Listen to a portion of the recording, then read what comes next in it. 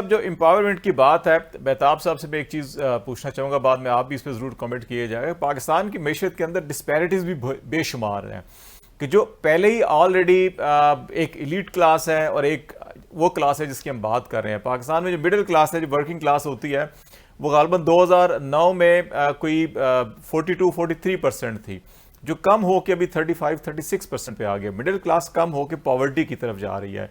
ہمارے جو وسائل ہیں، جو ہماری 20% ہماری ہائیسٹ کلاس ہے، اس کے پاس آلموسٹ جو ہے کہ وہ 50% سے زیادہ وسائل ان کے پاس ہیں، اور جو لوسٹ 20% ہے اس کے پاس جو ہے کہ وہ 5 to 7% آ جاتے ہیں ریسورسز.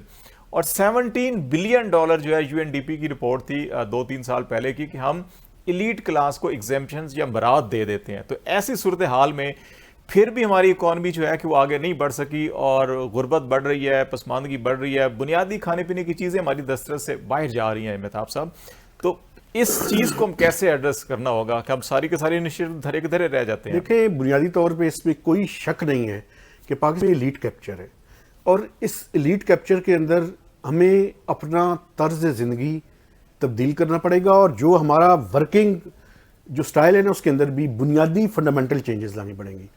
دیکھیں، دنیا میں آپ کیا کرتے ہیں؟ آپ کرتے یہ ہیں کہ آپ امیر لوگ ٹیکس دیتے ہیں، اور ڈائریکٹ ٹیکسز زیادہ ہوتے ہیں.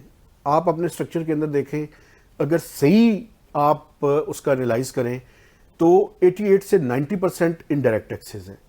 یہ ود ہولڈنگ ٹیکسز کو بھی ڈائریکٹ ٹیکسز کی مد میں لے آتے ہیں، جو کہ میں سمجھتا ہوں نہیں ہے. صرف 10 to 12% ڈائریکٹ ٹیکسز ہیں. یہ جو پاکستان کی ایلیٹ کلاس ہے، اس کو تھوڑا سا اپنا چینج کرنا پڑے گا، اور ان کے ذہن میں یہ جو سبسڈیز کا کلچر ہے نا، اس سے نکلنا پڑے گا. دیکھیں، اس ملک پہ ہم سب کو رحم کرنا چاہیے، اور وہ رحم کرنا یہ ہے کہ آپ کمپٹیٹیو انوائرمنٹ کے اندر آئیں. آپ حکمرانوں کو مالش کر کے اور پالش کر کے یہ چیری بلاسم ہے نا، اس کو بند کریں، اور میرٹ پہ بات کریں.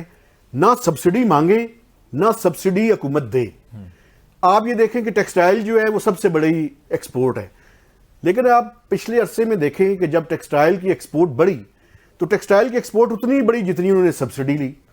تو یہ ختم کریں اس کلچر کو، جو ہے نا وہ بالکل بڑی، میں سمجھتا ہوں اب ٹائم آ گیا ہے کہ ٹیکس اپنا پورا دیں، سبسڈیز نہ دیں. اور میں جو اس کی فریم ورک کی بات کر رہا تھا، وہ فریم ورک بیسیکلی یہی ہے کہ رولز آف دا گیم طے کریں کہ بھائی جان، کمپٹیٹیو انوائرمنٹ ہے، ہم انیبلنگ انوائرمنٹ آپ کو دیں گے، یوٹیلٹیز دیں گے، لا اینڈ آرڈر کی سچویشن کو امپروو کریں گے، پالیسیز ایکول ہوں گی، فیئر ہوں گی، ٹیکسیشن فیئر ہوگی. لیکن یہ نہیں ہوگا کہ ساڈا بندہ تہاڈا بندہ، چاچا ماما. یہ اس کلچر سے ہمیں جو ہے وہ نکلنا پڑے گا، اور تب ہی پاکستان کی اکانومی جو ہے وہ بہتر ہو سکتی ہے. ایکسپورٹس کو بڑھانا پڑے گا، ٹیکسز کے نظام کو ٹھیک کرنا پڑے گا. یہ بجلی کا نظام، یہ میں آپ کو بتاؤں، یہ جو بجلی کا نظام ہے، پاکستان اور یہ بجلی کا نظام کو ایگزسٹ نہیں کر سکتے.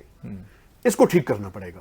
اور یہ چوری نہیں ہے، یہ چوری کے اندر ڈکیتی ہے. یہ کیپیسٹی ری پیمنٹس، یہ مطلب کس طرح سے 4,500 میگا واٹ کے لیے ہم 2 ٹریلین روپیز جو ہے 2.2 ٹریلین ہے اس سال جو ہم نے پے کر رہے ہیں سر، اور 4,500 میگا واٹ ہے صرف. آپ مجھے بتائیں، پاکستان کے قصبوں اور دیہاتوں میں دیکھیں، جو ٹھیک بات ہے نا وہ ٹھیک بات ہے. دنیا پوری میں جو کم ریٹس ہیں بجلی کے، وہ انڈسٹریز کے لیے ہوتے ہیں.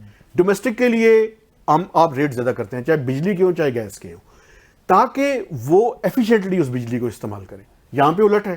مجھے بھی اچھی لگتی ہے بجلی، مجھے بھی اچھا لگتا ہے کہ میرے لیے فیول بھی سستا ہو، لیکن آپ امیروں کے لیے مہنگی کریں یہ چیزیں، غریبوں کے لیے سستی کریں، اور میکنزم بنائیں. اور ڈیٹا موجود ہے، بنایا جا سکتا ہے اگر آپ کے اندر ویل ہو. یہ SIFC گڈ